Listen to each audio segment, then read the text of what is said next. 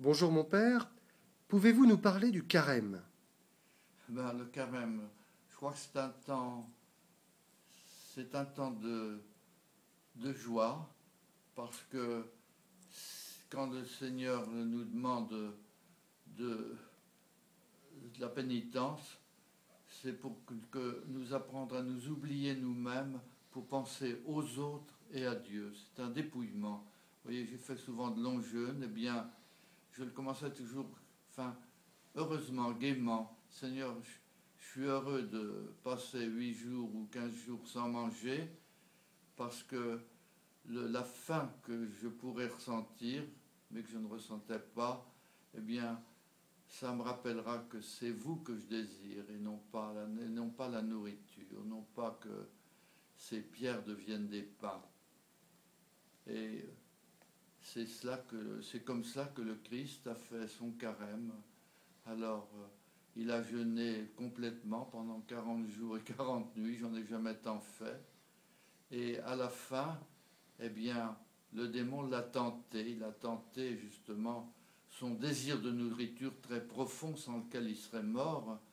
Et il a vaincu les tentations du démon qui le tentait en citant l'Écriture, et le Christ avait la réponse par l'Écriture.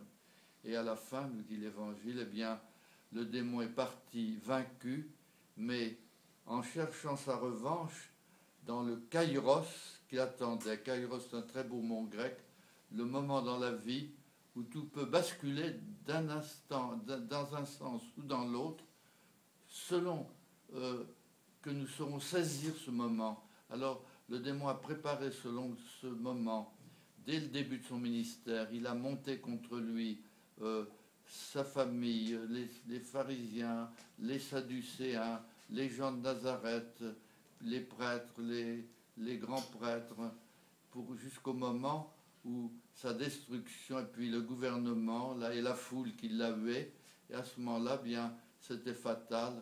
Il devait être condamné à mort et aux pires souffrances, aux pires hontes, aux pires condamnations.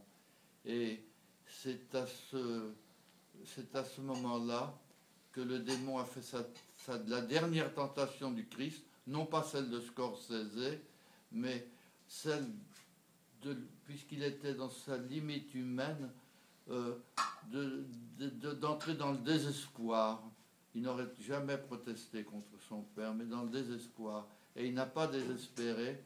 Il a créé sa plainte dans le langage d'un psaume. Mon Dieu, pourquoi m'as-tu abandonné? Mais bien qu'abandonné, eh bien, il s'est abandonné entre les mains du Père. Père, je remets mon âme entre tes mains.